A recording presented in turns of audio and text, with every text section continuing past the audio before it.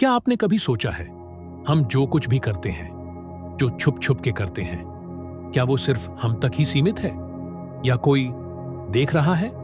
ना कोई कैमरा, ना कोई माइक, फिर भी हर कर्म, हर सोच, हर झूठ कहीं रिकॉर्ड हो रहा है। कहां? नमस्कार दोस्तों, स्वागत है आपका समरी जंक्शन में, जहां हम सिर्फ ज्ञान नहीं, आत्मा की पुकार सुनते हैं। आज हम एक ऐसा रहस्य खोलने जा रहे हैं जो आपके जीवन की दिशा ही बदल सकता है। आपने कैमरे तो बहुत देखे होंगे, mobile camera, CCTV camera, drone camera, पर क्या आपको पता है कि एक ऐसा कैमरा है जो हर पल आपको देख रहा है, आपके हर कर्म को, हर सोच को, हर भावना को रिकॉर्ड कर रहा है? क्या आपने कभी सोचा है, जब आप अकेले होते हैं, बिल्कुल अकेले, तब भी आपको देखने वाली कोई शक्ति हर पल मौजूद होती है? ना कोई सीसीटीवी, ना कोई मोबाइल, ना ही कोई गवाह, फिर भी कोई है जो सब कुछ देख रहा है। वो कौन है? हर कर्म, हर पल आपके द्वारा देखा गया एक दिव्य रिकॉर्डर में कैद हो रहा है, और जब समय आएगा सब सामने रखा जाएगा। और सबसे चौंकाने वाली बात, वो कैमरा कहीं बाहर नहीं, आपकी ही आंखों में छुपा हुआ है। जी हां, ईश्वर का कैमरा आपकी आंखें हैं, जो सिर्फ दुनिया को नहीं देखती, बल्कि आपके कर्मों का पूरा लेखा जोखा अपने भीतर समेटे हुए हैं। कहते हैं आत्मा साक्षी है, पर अगर आत्मा साक्षी है तो आंखें क्या हैं? वे उस साक्षी का कैमरा हैं जिनमें आपका पूरा जीवन एक फिल्म की तरह चल रहा है। हम बाहर के सीसीटीवी से डरते हैं, लेकिन क्या अंदर का सीसीटीवी कभी बंद होता है? आप सोचिए, जैसे मोबाइल कैमरा हर फोटो का डाटा स्टोर करता है, वैसे ही आपकी आंखों से हर दृश्य आपके सबकॉन्शियस, आपकी आत्मा और ब्रह्मांड में स्टोर हो रहा है। क्या आपने कभी सोचा है, कभी कभी जब आप गलती करते हैं तो अचानक अंदर गिल्ट क्यों होता है? क्यों बिना कुछ कहे कोई अनजाना डर बैठ जाता है? क्यों लगता है शायद किसी ने देख लिया? वो कोई और नहीं, आपकी आत्मा है, जिसके पास सब फुटेज है। दोस्तों, विज्ञान कहता है हर क्रिया की एक प्रतिक्रिया होती है। जब आप किसी को चोट पहुंचाते हैं, चाहे वो जुबान से हो या कर्म से, तो एक ऊर्जा उत्पन्न होती है। वो ऊर्जा कहीं जाती नहीं, वो रिकॉर्ड होती है। कहां? कुदरत के डेटा सेंटर में। और उस डेटा सेंटर की सबसे बड़ी हार्ड ड्राइव है आपकी आंखें। आपका चेहरा झूठ बोल सकता है, आपकी जुबान बात छुपा सकती है, पर आपकी आंखें, वो हर सच्चाई को बयां करती हैं। आज न्यूरोसाइंस भी मानता है कि आंखें सिर्फ देखने का साधन नहीं, बल्कि दिमाग और आत्मा का मिरर है। जब कोई पाप करता है, वो चाहे चोरी हो, हत्या हो, धोखा हो, उसका पहला असर आंखों में दिखता है। आंखें डरने लगती हैं, झुक जाती हैं, या पलकों की झपक में झूठ छुपा लेती हैं। पर ईश्वर का कैमरा धोखा नहीं खाता। आपने देखा होगा, कुछ लोग सब कुछ करके भी पकड़े नहीं जाते, पर उनका अंत दुखद होता है। क्यों? क्योंकि उनकी आंखों ने सब रिकॉर्ड कर रखा होता है। जब समय आता है, वो सारे कर्म खुद ब खुद प्रकट हो जाते हैं। कभी बीमारी के रूप में, कभी रिश्तों की तबाही के रूप में, कभी मानसिक तनाव या आत्महत्या की प्रवृत्ति के रूप में। कर्म कभी माफ नहीं होता, वो केवल वक्त मांगता है खुद को साबित करने के लिए। और जब तक इंसान को ये एहसास नहीं होगा कि मैं जो कर रहा हूं वो कहीं लिखा नहीं जा रहा, बल्कि मेरी ही आंखों में कैद हो रहा है, तब तक वो बार बार गलती करता रहेगा। और यही कारण है कि आज का इंसान बाहरी गवाह ढूंढता है, पर असली गवाह तो वो खुद है, उसकी आत्मा, उसकी आंखें, उसका अंतरात्मा। इमेजिन कीजिए, आपने किसी की मदद की, कोई गवाह नहीं था, लेकिन कुछ हफ्तों बाद आपकी जिंदगी में अचानक शांति आ जाती है।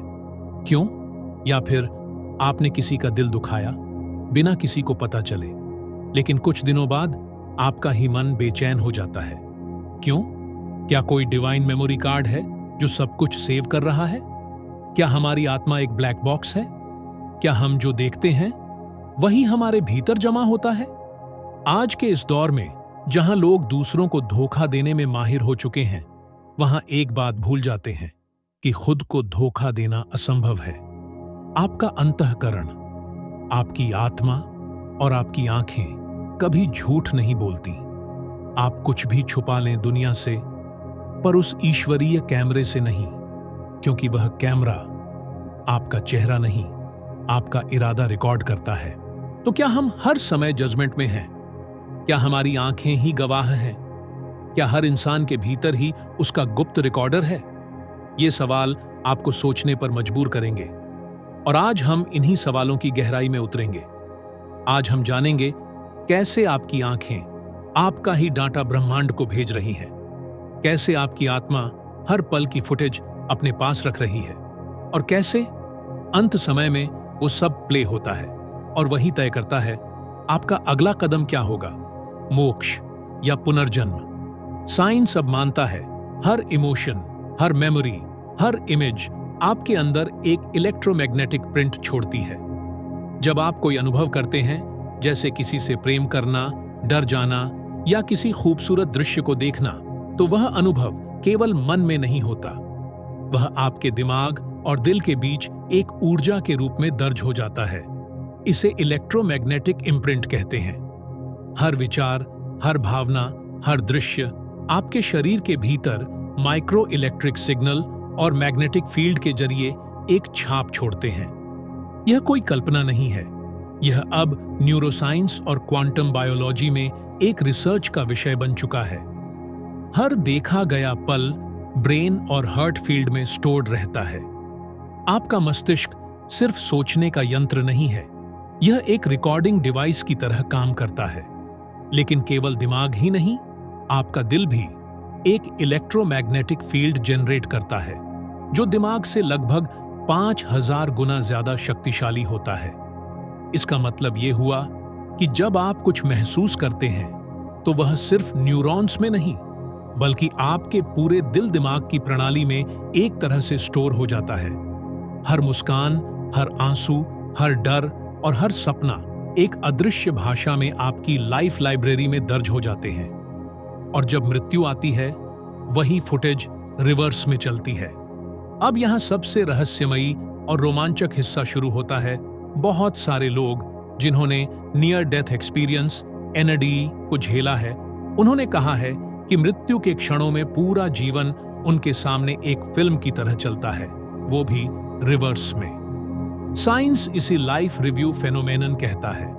ऐसा माना जाता है कि जब व्यक्ति मृत्यु के करीब होता है, तो उसके दिमाग में एक आखिरी बार बहुत तेज न्यूरोलॉजिकल एक्टिविटी होती है, जिसे EG इलेक्ट्रोएन्सेफेलोग्राम से रिकॉर्ड किया गया है।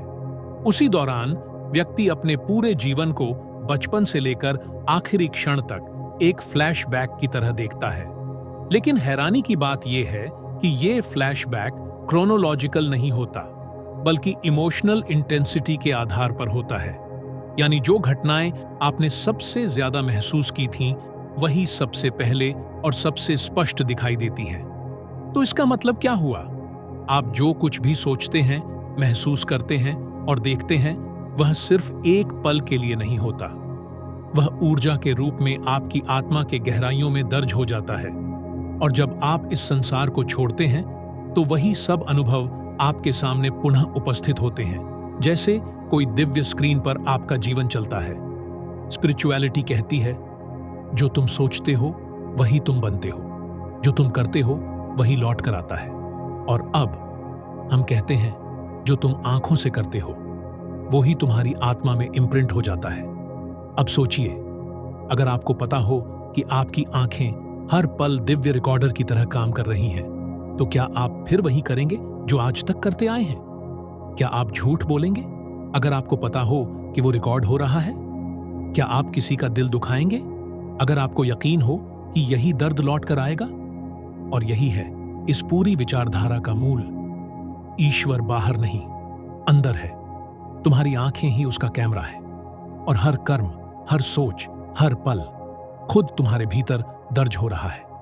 अब वक्त है सच को देखने का, अपने भीतर झांकने का और समझने का कि हम कुछ भी छुपा नहीं सकते, क्योंकि जो आंखें देख रही हैं वो सिर्फ दुनिया नहीं, आत्मा तक पहुंचती हैं। बुद्ध ने कहा था, अप दीपो भव, खुद दीपक बनो। पर उन्होंने ये भी कहा, अपने अंदर वो प्रकाश ढूंढो जो देख रहा है। वो देख रहा है हर दिन, हर रात। अब सवाल यह उठता है, अगर हर भावना, हर शब्द और हर कर्म दर्ज हो रहा है, तो क्या हमें अपने जीवन को और भी सचेत होकर नहीं जीना चाहिए? क्योंकि अंत में हमारा न्याय किसी और से नहीं, बल्कि हमारे अपने ही कर्मों के फुटेज से होगा। अब सोचिए, जब आप किसी गरीब को ठुकराते हैं, किसी मासूम को सताते हैं या माता पिता को अनदेखा करते हैं, तो सिर्फ समाज नहीं, आपका इनर गॉड भी देख रहा होता है। आप अकेले नहीं होते। हर कर्म, हर निर्णय, हर भावना इस दिव्य लेंस में कैद हो रही होती है। और जब परिणाम आता है तो लोग कहते हैं कर्मों का फल मिल रहा है, पर असल में वो फल नहीं, वो फुटेज है जो फिर से प्ले हो रही होती है आपके जीवन में। इसलिए ये जानना जरूरी है कि आपके कर्म सिर्फ बाहर के नियम नहीं देख रहे, आपकी आंखें खुद गवाह हैं। संपूर्ण नहीं, सिर्फ विराम है, शेष अगले भाग में मिलेगा। अगर आपको इस वीडियो ने कुछ भी महसूस कराया, कुछ भी सिखाया, तो इस ज्ञान को अकेले मत रखिए। इसे लाइक कीजिए, किसी अपने के साथ शेयर कीजिए और हाँ, सब्सक्राइब करके वो घंटी जरूर दबाइए ताकि अगला भाग सबसे पहले आप तक पहुंचे, क्योंकि अगला भाग आपके जीवन को थोड़ा और गहराई से छूने वाला है। फिर मिलेंगे समरी जंक्शन पर। जय हिंद, धन्यवाद।